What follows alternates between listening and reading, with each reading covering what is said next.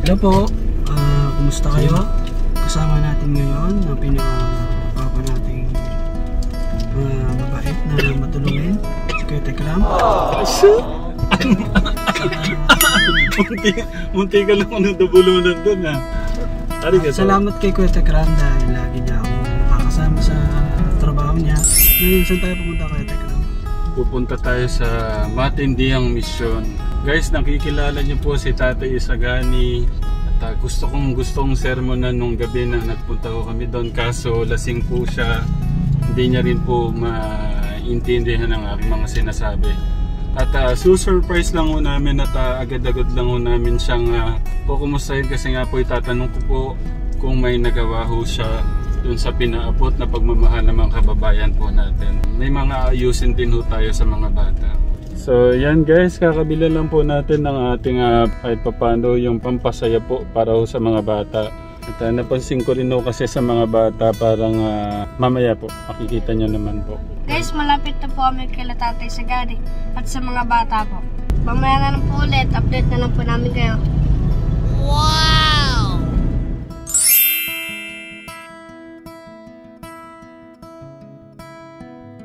Kasama po natin ngayon ang ating pinakamagaling na manggugupit sa aming baryo guys. At kararating lang po niya galing Amerika kahapon at kailangan po namin siya dito sa ating mission. Siya po ay si Kuya? Ano na, lagay ko na lang. Si Kuya Kiko ng California, USA. Wow! Tignan po natin yung mga bata. Nandiyan si Tatay.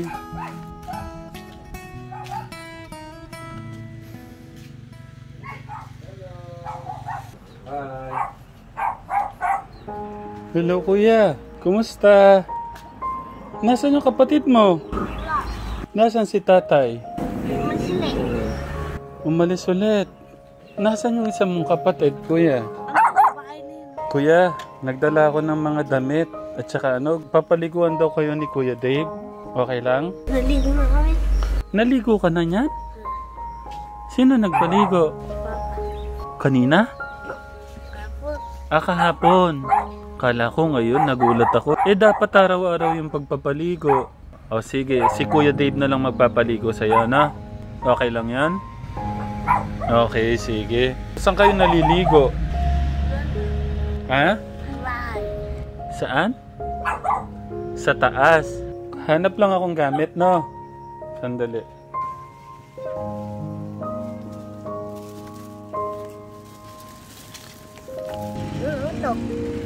So inyo, siyempre. Sakang bola. Gusto mo din ng bola? Oo, sige. Gusto mo ba yan? Oo.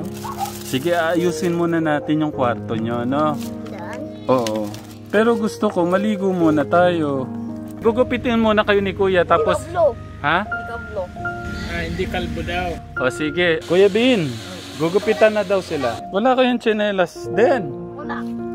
Ayan na. Galing pang Amerika yan. Magugupit sa'yo.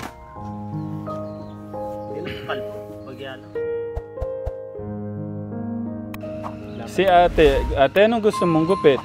Hindi ako mag-gupit. Hindi, papatay natin din para maganda. Wala naman si mama mo. Pupogi na lalo si Kuya niyan. Nagustuhan mo ba yung mga dala namin? Sige, mamaya bibigyan ko kayo isa-isa, no? So mamaya makikita natin ang kagwapuhan ni Kuya niyan. No, Kuya? Okay. Tapos mamaya si Kuya Kevin, no? Pwede lipat tayo doon, Kuya? Upo ka doon? Doon, saan? Paano ka nagpupunta doon pagka ano? Hindi mo kayang gumapang. Buhat kita, daling kita doon. Okay. Paano ka binubuhat ni Tatay? Pag ganyan?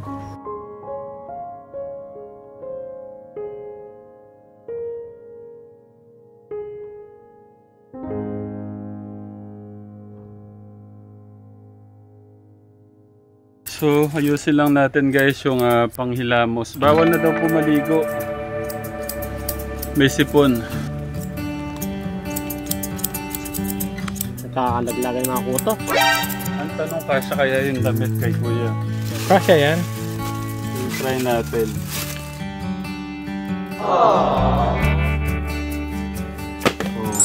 Sakto yan. Operation Linis.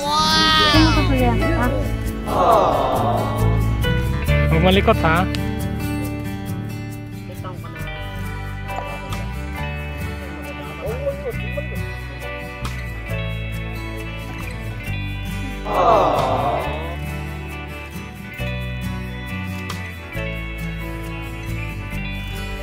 Pogi ni Kuya. Taga-Amerika yung naggupit sa'yo. Saan ka pa?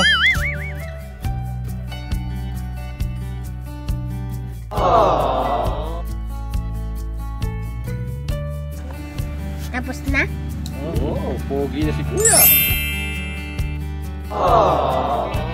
Yan si ate na naman ang next guys. Makikita nyo yung kagandahan po ni ate mamaya-maya. Sino naglagay niyan?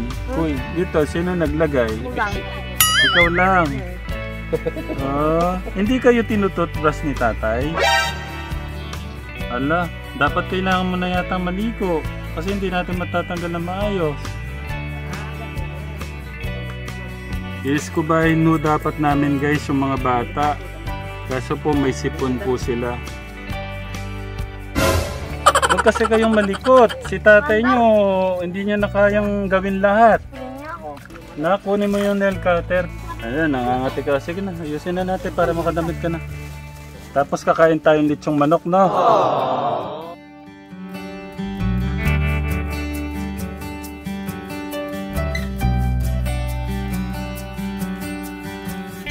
Minsan lang sa buhay ko guys, ay maganito ko yung mga bata. Akin na dito, iyan na natin dito.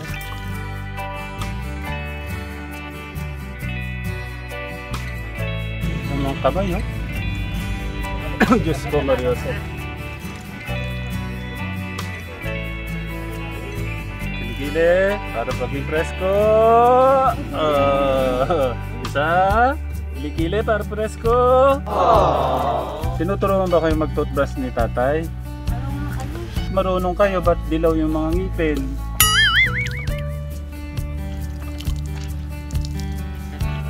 Kuya Bill, gagamitin yung isang tuwalya sa mukha ulit? Hindi eh. Ano yan, kompleto yan, bumili akong sa isa. Pero parang bawal nang gamitin eh. Iba na eh. Anong kulay eh? Huwag bababa dyan ha. Papahanap ko kayong tsinelas kay Kuya August na. Huwag kayo masyadong nagdudumi kasi si Papa nyo hindi niya na alam ang gagawin niya sa inyo. Papalit lang ako ng tubig na. Sandali lang. Yung isa po sumuko na. Oh no! Kailangan ng ano. Para poging-poging tignan. Nakita ko nila kanina to guys. Ang ganda na! Ang ganda daw po sabi ni Kuya Kevin kanina. Pag baby, no? Sarap ganyanan. Abo, ang ganda na ni ate ah. Wow!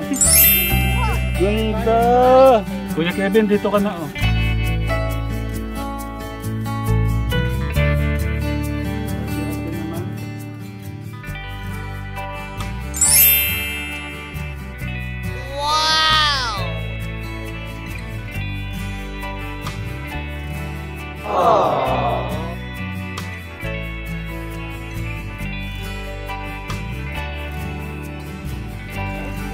Ganda, may sipon nga talaga sila.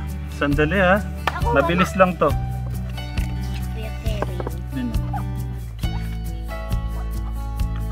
Wala nang dumi. Malinis na Kuya Ben oh. Putik. So, bihis na.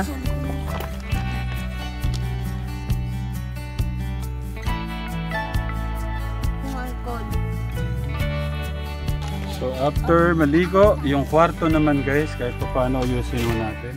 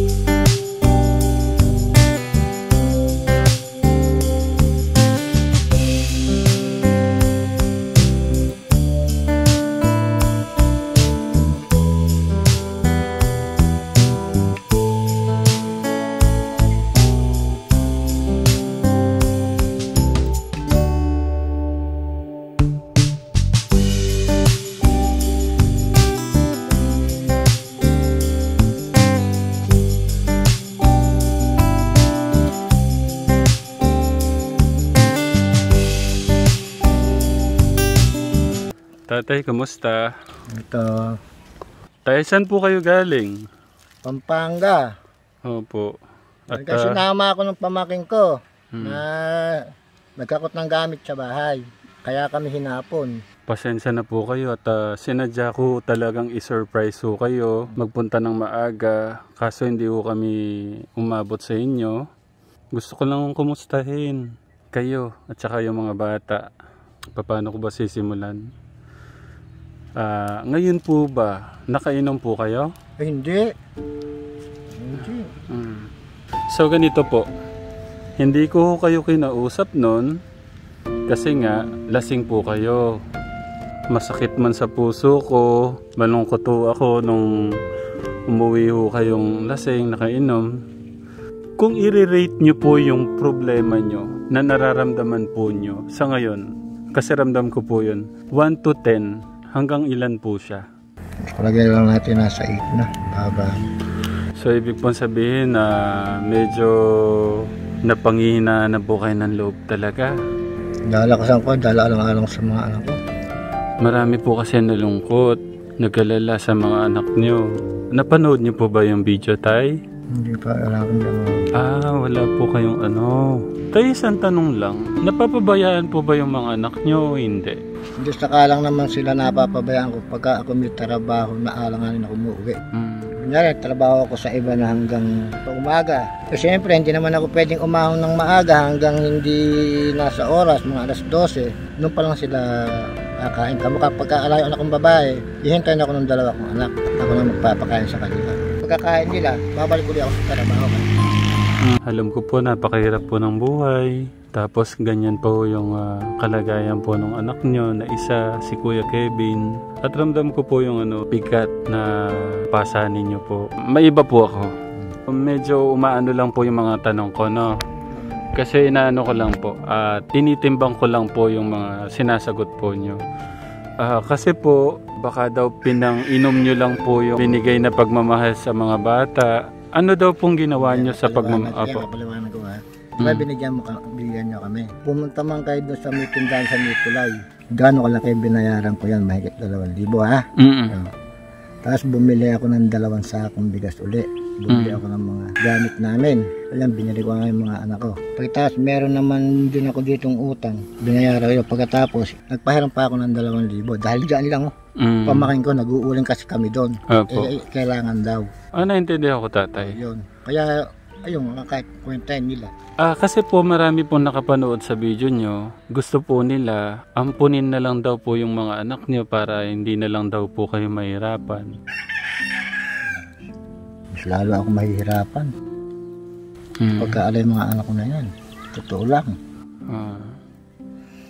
Kasi ang dami pong umiiyak. Umuwi daw po kayo lasing. Hindi siguro.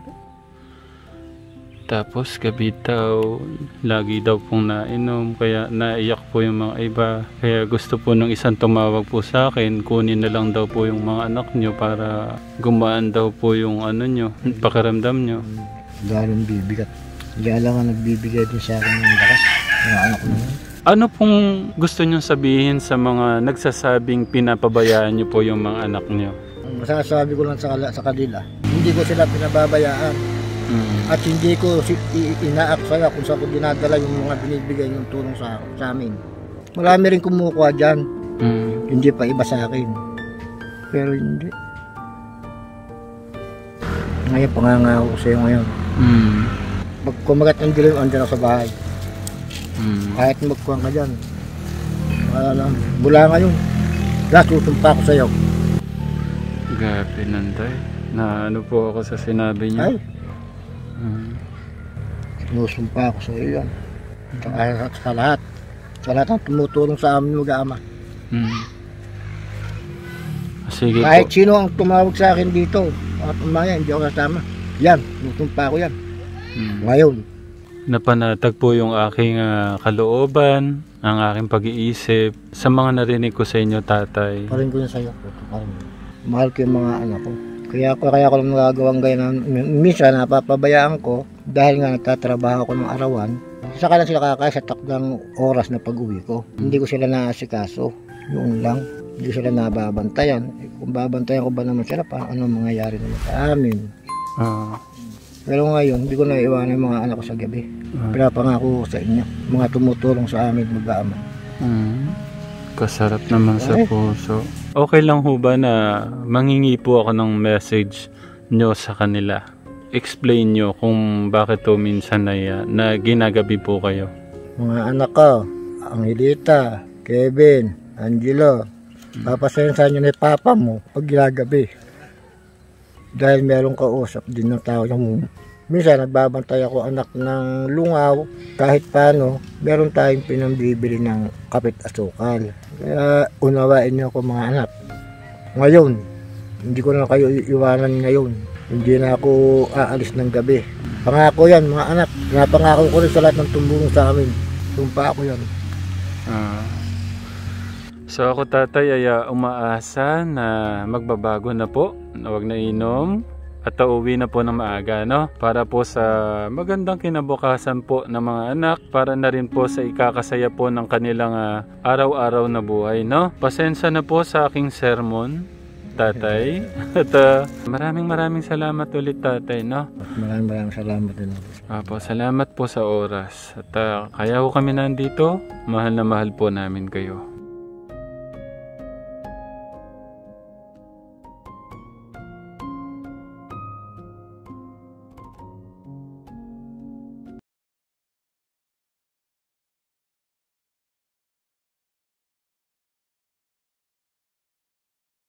Yung lampas, wait lang ate ha, wait lang.